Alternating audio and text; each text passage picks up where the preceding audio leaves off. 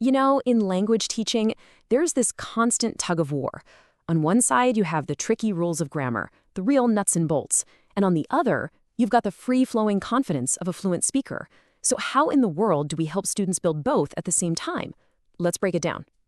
We often get stuck thinking it's this huge choice, right? Should our focus be on perfect grammar, or should it be on confident, real-world communication? But what if that's the wrong question entirely? Today, we're going to explore how you can actually achieve both. And the answer really lies in understanding two fundamental and totally complementary ways of teaching reading and listening skills: the intensive method and the extensive method. All right, so on one hand, you've got the intensive approach. This is all about accuracy, getting a really deep, detailed understanding of the language. And then, on the other hand, there's the extensive approach, which is all about grabbing the overall meaning through lots of natural exposure. The real secret here isn't about picking a side, but learning how to balance both of them. Okay, first step, let's grab our microscope and zoom way in on the intensive approach. Think of this as putting language under a lens to see every little detail with total precision. So what are we really talking about here?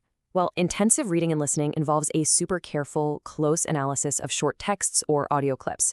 The goal isn't just to get it, it's to dissect specific things, like a tricky grammar point, some new vocabulary, or maybe a subtle part of pronunciation.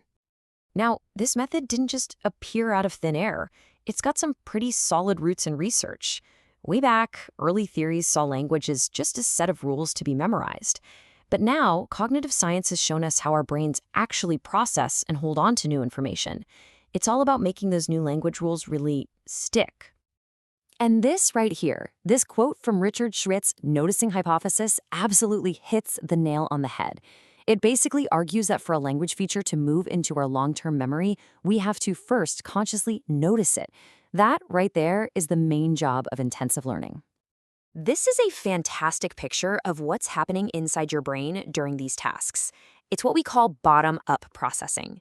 You start with the tiniest little pieces, letters and sounds, and you use them to build words, then sentences, and only then do you get to the full meaning.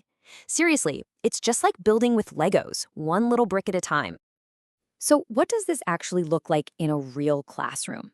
Well, it's all about these super focused teacher-guided tasks. Things like having students underline all the past tense verbs in a paragraph, or guessing what words mean from context, or even a classic dictation where they have to write down exactly what they hear. Every single activity has a very specific analytical goal. Okay, let's put the microscope away for a minute and switch to a wide-angle lens. This is the extensive approach. And here, the focus shifts from all those tiny details to the big picture, building fluency through immersion. Extensive reading and listening is all about volume and flow. It means consuming huge amounts of enjoyable material, books, podcasts, movies, not for a deep analysis, but for general understanding, and honestly, for fun. And a huge piece of this puzzle is letting the learner choose, which is a massive motivation booster. The big idea here is to create a really relaxed, low-pressure learning environment.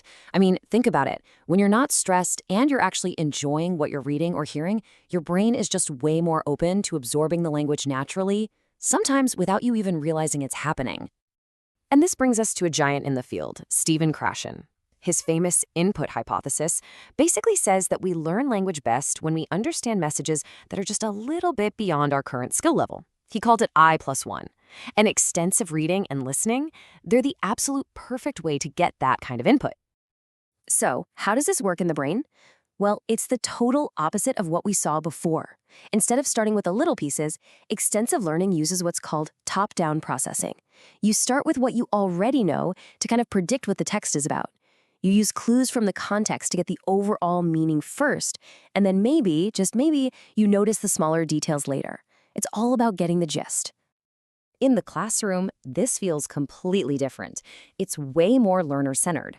Think about students getting to choose their own books, or listening to a podcast just to understand the main idea, or maybe having a book talk where they just share their personal reactions to a story. The focus is all on communication and enjoyment, not on getting every single grammar point perfect. So we've got these two really powerful tools in our toolkit, right? The microscope for getting into the details, and the wide-angle lens for seeing the big picture. Now, let's put them right next to each other and see how they fit into a complete teaching strategy.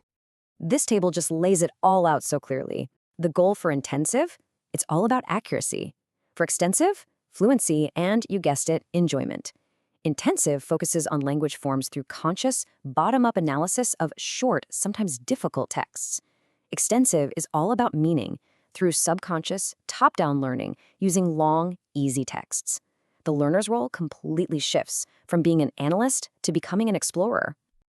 So, where does all of this leave us? Well, it leads us to the ultimate goal, creating what we can call a balanced communicator. This isn't about choosing a side, it's about artfully integrating both of these approaches for complete, well-rounded language development.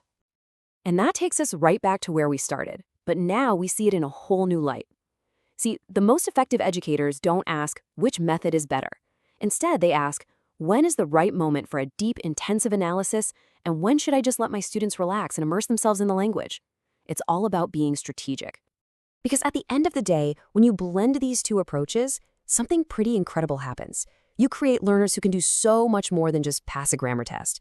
You build well-rounded people who are not only accurate with the language, but are also confident, fluent communicators, ready to truly engage with the world. And isn't that the goal we're all aiming for?